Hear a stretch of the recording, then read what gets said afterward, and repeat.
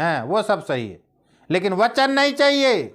वचन क्योंकि काटता है ना, लिखा है वचन दो धारी तलवार है। पढ़िए तो इब्रानी की पुस्तक, उसका इब्रानी की पत्री 4 अध्याय, इब्रानी 4 अध्याय के 12 पद, 4 अध्याय के 12 पद। क्योंकि परमेश्वर का वचन जीवित और प्रबल और हर एक दो धारी तलवार से भी बहुत चोखा है और प्राण और आत्मा को और काट काट और गूदे गूदे को अलग करके आर पार छेदता है और मन की भावना और विचारों को जांचता है। हमारे मन में क्या क्या उत्पन्न होता है सबको जांचता है। हमारे अंदर में बुराई है तो परमेश्वर क्या बुराई का सेवक है, पाप का सेवक है? नहीं है। परमेश्वर क्या करेगा, उस पाप को अलग करने के लिए आपको बार बार बोलेगा, बेटा ये गलत है इसको अलग कर, बेटी ये गलत है इसको अलग कर। हम नहीं मानेंगे तो हम उस सेवक की बुराई करेंगे। किसकी करेंगे? हाँ, अरे ये तो ऐसा वचन देता है, ये ऐसा वचन देता है? परमेश्वर क्या अशुद्ध है? परमेश्वर का अपवित्र है जो तुम्हारे साथ में सब प्रकार के मेल मिलाप में चलता रहेगा? वो तुम्हारे हृदय में इसलिए आया, हमारे हृदय में इसलिए आया कि सारे घृणा के भीतर वो रहे, अशुद्धता में वो रहे। प्रभु यीशु मसीह तो ज्योति है, जहां ज्योति आएगा वहां से अंधकार छू मंतर। प्रिय, इस बात को ध्यान रखिए। आराधना कितनी जरूरी है, आराधना के विषय में हम पढ़ रहे हैं। आराधना कितना जरूरी है, वो भी आत्मा सच्चाई की आराधना। मरकुस 14:26। फिर वे भजन गाकर जैतून पहाड़ पर गए।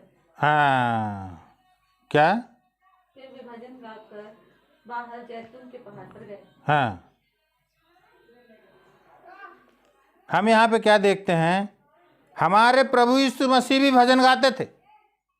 क्या करते थे? आत्मा में होके प्रभु यीशु मसीह भी भजन गाते थे। प्रियो, इस बात को ध्यान रखना है।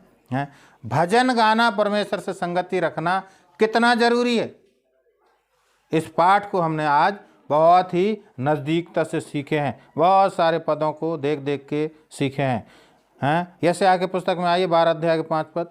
ये परमेश्वर का नबी है, परमेश्वर का वक्ता है। यशायाह कौन है?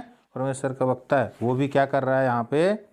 हाँ, क्या देखता है? यहोवा का भजन गाओ क्योंकि उसने प्रतापमय काम किए हैं, इसे सारी पृथ्वी पर प्रकट करो। प्रियो, इस बात को विशेष ध्यान रखिए।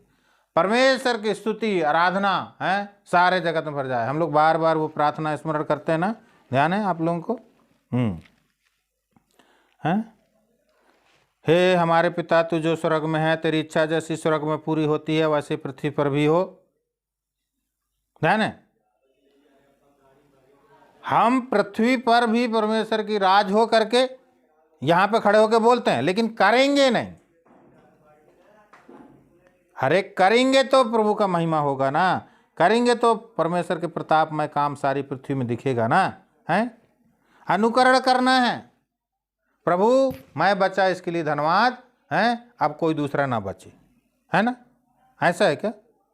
जितना तेरा धन संपत्ति सब मेरा ही हो जाए।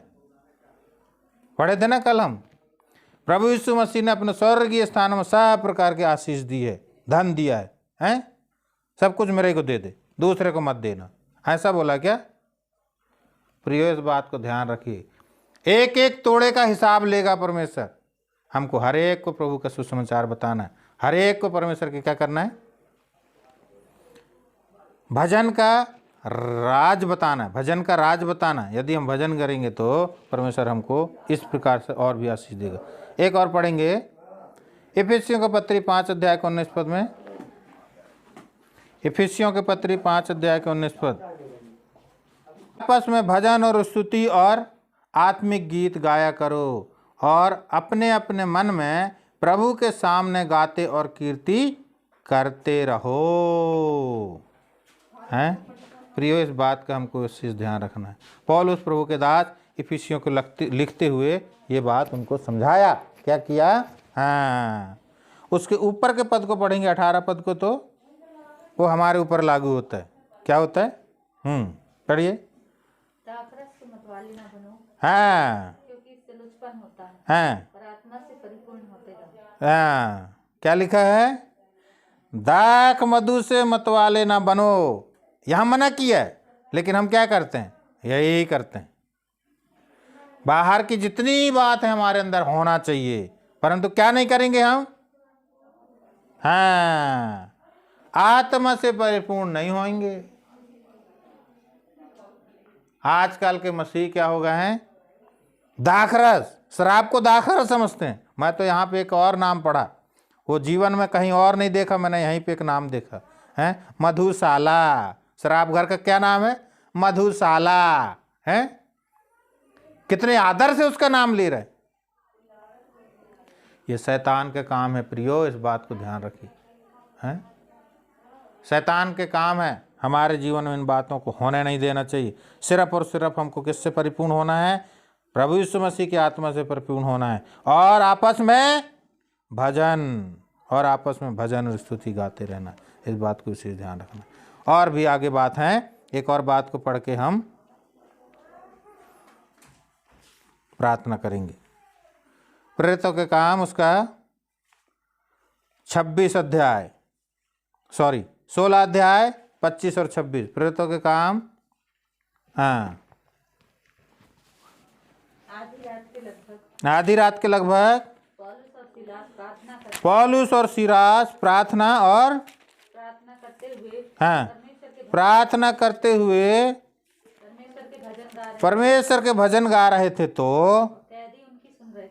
हाँ, कैदी उनकी सुन रहे थे। इतने में एकाएक बड़ा भूकंप आया। इतने में एकाएक बड़ा भूकंप आ गया, और क्या हो गया? यहाँ तक कि बंदीगृह की नींव हिल गई। बंदीगृह की नींव हिल गई, और तुरंत सब द्वार खुल गए। के बंधन खुल पड़े। सबके बंधन टूट गए, खुल गए।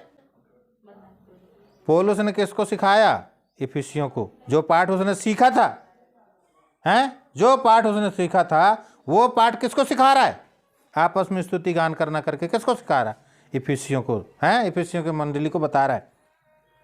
हम भी इस बात को आप लोगों को बताना चाहते हैं। स्तुति में वो दम है, एक से एक बंधन टूट जाएंगे। शत्रु शैतान पराजित तो है ही, वो लज्जित हो जाएगा। प्रभु यीशु मसीह ने उसको उठा के खुल्लम खुल्ला तमाशा कर दिया है, लेकिन आज भी वो डींग मारना, क्योंकि निहत्था तो है, तो हमारे विचारों में काम करता है, हमारे विचारों में काम करता है। यहाँ पे हम पौलुस और सीलास के विषय में देखते हैं। वो आधी रात को प्रार्थना और परमेश्वर का भजन गा रहे थे, तो क्या हुआ? एक बंधन टूट गया और द्वार खुल गए, सारे बंधन टूट गए। प्रभु ने क्या किया? उनको आजाद कर दिया। आज अगर हम इस वचन पर विश्वास रखते हैं तो हमारे भी क्या हो जाएंगे? हाँ, यदि हम परमेश्वर की आज्ञाकारी जीवन जीते हैं और स्तुति आराधना में नित्य समय देते हैं, तो हमारे बंधन अवश्य टूटेंगे। यह परमेश्वर का वचन है। इस वचन को थोड़ा विशेष ध्यान रखिए। आगे एक और वचन को पढ़ के हम प्रार्थना करेंगे। 3 अध्याय के 16 पद।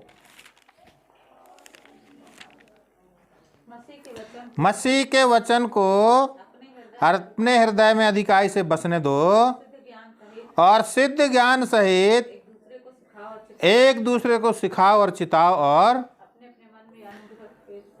अपने अपने मन में अनुग्रह के साथ परमेश्वर के लिए भजन और स्तुति गान और आत्मिक गीत गाओ। प्रियो, यहाँ पे वचन में 2 कंडीशन है। पहला नंबर, प्रभु के वचन हमारे हृदय के अंदर रहेगी तो हम परमेश्वर क्या कर पाएंगे? आराधना कर पाएंगे। आदि में वचन था और वचन परमेश्वर था। आदि में वचन था और वचन परमेश्वर था। ये प्रभु का वचन है। आत्मा कौन है? पवित्र आत्मा से भरना क्या है? वचन है।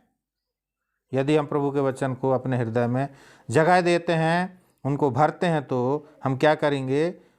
परमेश्वर के लिए भजन और स्तुति गान और आत्मिक गीत गा सकते हैं। प्रभु इस वचन में आशीष दे। आइए हम अंतिम प्रार्थना करेंगे।